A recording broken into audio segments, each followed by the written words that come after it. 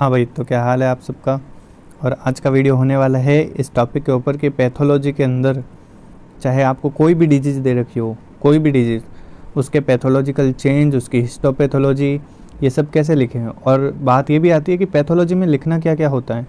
इसलिए मैंने ये वीडियो बनाया है पैथोलॉजी का महाजुगाड़। महाजुगाड़ का मतलब हर जगह एप्लीकेबल होने वाला है।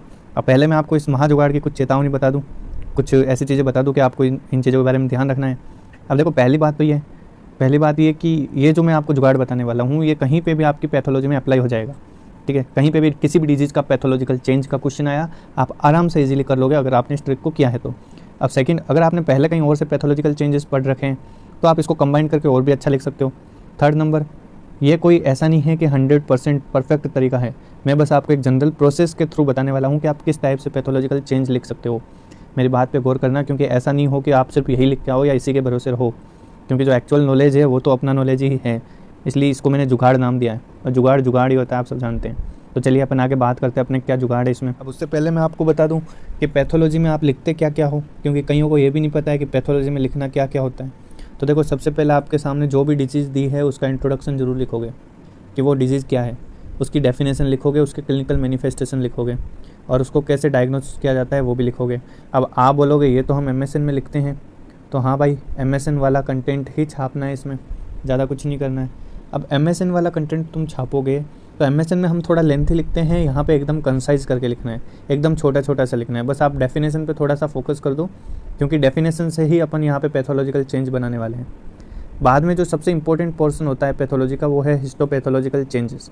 मतलब कि आपको ये वाला पोर्शन इतना गजब लिखना है कि एग्जामिनर देख के खुश हो जाए, क्योंकि ये आपको ये समझ लीजिए कि हाफ पेपर में कवर कर देना है, और बाकी का जो 1.5 पेज है उसमें पूरे हिस्टोपैथोलॉजिकल चेंजेस होने चाहिए। अब उसमें मैं आपको बताता हूँ कि किसी भी डिजीज़ का पैथोलॉजिकल चेंज कैसे लिखते हैं, क्या होता है हिस्टोपैथोलॉजिकल चेंज। तो इतना तो आप सब जानते होंगे कि हिस्टोपैथोलॉजी क्या होता है। किसी भी टिश्यू की स्टडी, अपनी बॉडी है वो मतलब टिश्यू से बनी है, कोई ऑर्गन है वो टिश्यू से बना है, तो टिश्यू की स्टडी करने को ही हम हिस्टोलॉजी बोलते हैं। और टिश्यू के अंदर डिजीज़ प्रोग्रेस कैसी होती है, मतलब कि कैसे वहाँ पे डिजीज़ होने वाली है, कैसे प्रोग्रेसिव चेंजेस आते हैं, वो सब आप लिखते हो हिस्टोपैथोलॉजिकल चेंजेस में। अब मैं आपको बड़ा ही इजी फंडा बताने वाला हूँ कि कैसे आपको लिखना है। अब इसमें हमेशा बड़ी 2 हेडिंग डालना आप। पहली होती है दोस्तों ग्रोथ चेंज। देखिए, पहली होती है ग्रोथ चेंज, दूसरी होती है माइक्रोस्कोपिक चेंज। मैं आपको बताता हूँ माइक्रोस्कोपिक चेंज। दूसरा जो पॉइंट बनता है वो बनता है माइक्रोस्कोपिक चेंज का। अब ग्रोथ चेंज और माइक्रोस्कोपिक चेंज कैसे लिखने हैं उसके बारे में मैं आपको बताता हूँ। अब आप मुझे ध्यान से सुनिएगा, अपने इस वीडियो का जो मेन हिस्सा है, जो अहम उद्देश्य है, वो यहाँ से चालू हो जाता है। बात करते हैं ग्रोथ चेंज की। ग्रोथ चेंज का मतलब होता है कि जो भी बीमारी हुई है, जो भी डिजीज़ हुई है, उससे उस ऑर्गन के ऊपर बड़ा बड़ा क्या इफेक्ट आया है, बड़ा बड़ा बाहर से देखने पे क्या क्या चेंजेस आए हैं। अब जैसे कि अगर मैं बात करूं कि कॉमन क्या क्या हो सकता है किसी भी ऑर्गन के साथ या किसी भी बीमारी में होता क्या क्या है, तो आप गौर करिए। या तो होगा वहाँ पे इन्फ्लामेशन, मतलब कि उस ऑर्गन में सूजन आ जाएगी। ज़्यादातर आपको 80% केस में इन्फ्लामेशन ही देखने को मिलेगा। और इन्फ्लामेशन के बाद में दिखता है आपको फाइब्रोसिस, ये उसकी अगली स्टेज होती है। मतलब जब इन्फ्लामेशन से बाद में ठीक होने लगता है तो बाद में आपको फाइब्रोसिस दिखता है। अगर मतलब वहाँ पे बैक्टीरिया वगैरह ने अटैक किया है या वायरस ने अटैक किया है, तो जब उससे रिकवरी होती है तो फाइब्रोसिस वाला पार्ट दिखने लगता है। एक होता है एट्रोफी। कई बार सेल की साइज़ कम हो जाती है, कोई ऑर्गन छोटा हो जाता है, तो उसको एट्रोफी बोलते हैं। एक होता है हाइपरट्रोफी। हाइपरट्रोफी आप जानते हो, जिसमें मास बढ़ जाए, मतलब कि सेल की साइज़ इंक्रीज़ हो रही है, नंबर इंक्रीज़ हो रहे हैं, तो हाइपरट्रोफी। अब इससे पहले इसके बाद ग्रेनुलेशन। ग्रेनुलेशन क्या होता है, जैसे आप निमोनिया में पढ़ते हो, एक्जुडेट्स इंक्रीज़ हो जाते हैं, बैक्टीरियल इन्फेक्शन हो जाता है, नेक्रोसिस होने लगता है। ठीक है, तो अब आपको पॉइंट पे मैं लेकर आता हूँ कि कभी भी आपकी पैथोलॉजी में, जैसे मान लीजिए ग्रोथ चेंज आया, मतलब कि आपने लिखा कोई भी डिजीज़ के बारे में, मान लीजिए लिवर सिरोसिस आया, और लिवर सिरोसिस में आपने क्या किया कि सबसे पहले डेफिनेशन लिख ली। डेफिनेशन के बाद आपने इटियोलॉजी लिखो तो इटियोलॉजी लिख दो, और इटियोलॉजी के बाद क्लिनिकल मैनिफेस्टेशंस लिख दो, डायग्नोस्टिक टूल लिख दो, और डायग्नोस्टिक टूल लिखने के बाद अब यहाँ पे पैथोफिजियोलॉजी अपन लिखते नहीं हैं। ठीक है, बड़ी सी हेडिंग डाली आपने, histopathological change in liver cirrhosis. अब लिवर सिरोसिस के हिस्टोपैथोलॉजिकल चेंजेस में आपने फर्स्ट हेडिंग डाली ग्रोथ चेंज। अब किस में दिक्कत आ रही है, लिवर में आ रही है। ठीक है, अब देखो सिरोसिस में होता क्या है, हेपेटिक ग्रेनुलेशन होता है। अब आगे मैंने ग्रेनुलेशन बताया, इन्फ्लामेशन होता है। तो अब देखो, कभी भी किसी भी ऑर्गन में जब इन्फ्लामेशन होता है तो दोस्तों वो सूज जाता है। इन्फ्लामेशन को हम जनरल कॉमन भाषा में सूजन बोलते हैं ना, तो उससे उस ऑर्गन की साइज़ इंक्रीज़ होगी हल्की सी, शुरू में उसकी साइज़ इंक्रीज़ होती है, वो हल्का सा पिंक से रेड कलर का हो जाता है। पिंक से रेड क्यों होगा? क्योंकि वहाँ पे ब्लड सप्लाई या ब्लड फ्लो इंक्रीज़ होता है इनिशियली, वहाँ पे वार्म फीलिंग आती है, हल्का हल्का वो गर्म दिखेगा आपको, वो टेंडर दिख सकता है, हार्ड दिख सकता है, स्वालन मतलब सूजा हुआ दिख सकता है, वहाँ पे उसके कलर के अंदर चेंजेस आ सकते हैं, टेक्सचर के अंदर चेंजेस आ सकते हैं। तो आपको क्या करना है, आपको जैसा किसी डिजीज़ में बेटर लगता है उसके हिसाब से आप इसमें से कुछ पॉइंट्स उठाओ और लिख दो। अगर आपको कोई भी डिजीज़ जिसके अंदर लगता है कि इसमें इन्फ्लामेशन हो सकता है तो आप इन पॉइंट्स को ऐड कर सकते हो ग्रोथ चेंज में। इससे होगा क्या कि अपने पास एटलीस्ट एक सही कंटेंट मिल गया लिखने का। अब देखिए उसमें आप क्या करने हैं, ऑर्गन्स के अगर आपको पार्ट भी याद है, मान लीजिए लीवर के पार्ट भी याद है, तो उसमें कहीं ना कहीं डिस्ट्रक्शन होगा दोस्तों, इस्चीमिया होगा या हाइपोक्सिया होगा। अभी मैं आपको आगे कहानी सुनाऊंगा, पूरी कहानी सुनाऊंगा, इसलिए इसको अच्छे से देखिए, ठीक है। तो मैंने आपको अभी क्या बताया है कि ज़्यादातर क्या होता है कि मोस्ट ऑफ डिजीज़ के अंदर इन्फ्लामेशन देखने को मिलता है। इन्फ्लामेशन देखने को मिलता है तो ऑर्गन थोड़ा बहुत कलर चेंज होता है उसका, उसकी साइज़ चेंज होती है, उसमें ब्लड फ्लो इंक्रीज़ हो जाता है, थोड़ी वार्म फीलिंग आती है, थोड़ा हल्का हल्का गर्म हो जाता है, ठीक है, थोड़ा टेंडर बन जाता है, वो हार्ड बन जाता है। तो आप इस टाइप के पॉइंट्स यहाँ पे लिख सकते हो, क्योंकि ग्रोथ चेंज में हम इतना ही लिखते हैं। अब बात आती है वेरी इंपॉर्टेंट पोर्शन जिसके बारे में हम लिखने वाले हैं कि माइक्रोस्कोपिक चेंज क्या आएंगे। अब माइक्रोस्कोपिक चेंज से पहले आप एक कहानी सुनिए। कहानी क्या है कि आप बॉडी के अंदर कभी भी कुछ इन्फ्लामेशन होगा। इन्फ्लामेशन कब होता है? इन्फ्लामेशन कब होता है? जब भी बाहर से कोई फॉरेन पार्टिकल अपनी बॉडी में अटैक करता है, बॉडी को इरिटेट करता है, तो इन्फ्लामेशन होता है। तो इन्फ्लामेशन होता है उस टाइम पे बॉडी का जो भी ऑर्गन है वो हल्का फुल्का रेड होता है, क्योंकि उसमें ब्लड सप्लाई बढ़ती है। ब्लड सप्लाई क्यों बढ़ती है दोस्तों? क्योंकि वहाँ पे न्यूट्रोफिल आएंगी, ठीक है, मोनोसाइट आएगी, वहाँ पे मैक्रोफेज आएगी, तो इसके लिए ब्लड अपनी सप्लाई बढ़ा देता है। अब देखो होता क्या है कि इन्फ्लामेशन की प्रोसेस फेल हो जाती है, क्योंकि वहाँ पे जो बैक्टीरियाज वगैरह हैं वो मरने लगते हैं। मरने क्यों लगते हैं? क्योंकि भाई न्यूट्रोफिल आई, मोनोसाइट आई, ये सब क्या करेगी? बैक्टीरिया को किल करेगी। बैक्टीरिया को किल करेगी तो उसका कचरा ही कचरा जमा होगा। अब कचरा ही कचरा जब यहाँ पे जमा होगा तो वो क्या करेगा? ऑब्स्ट्रक्शन करेगा। ऑब्स्ट्रक्शन करेगा तो उससे क्या होगा कि जो भी टिश्यू होगा उसके अंदर पुरुलेंट का फॉर्म होगा। पुरुलेंट का मतलब होता है पस फॉर्म होगा। अब ये पस, या फिर अपन बोलते हैं जिसको रस्सी, ठीक है, जो वाइट कलर की होती है, तो वो पस क्या करेगा? धीरे धीरे पस की वजह से, या फिर पस के दो फ्यूचर होते हैं, या तो वहाँ पे नेक्रोसिस होगा।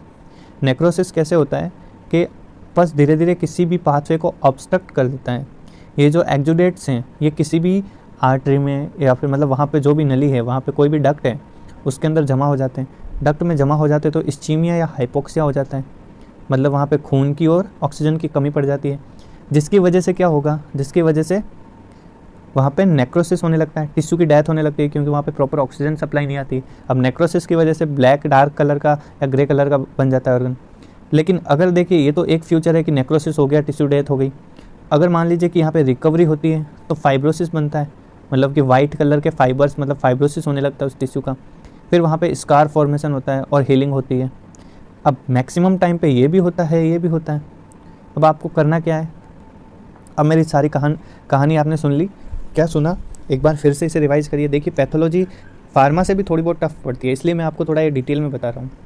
इन्फ्लामेशन होता है, इन्फ्लामेशन के बाद में सेल्स आती हैं, सेल्स, ब्लड की सेल्स आती है जो वहाँ पे फॉरेन पार्टिकल्स को मारने की कोशिश करती है। तो वो उनके जो भी लाशें हैं उनसे एक्जुडेट्स बनता है।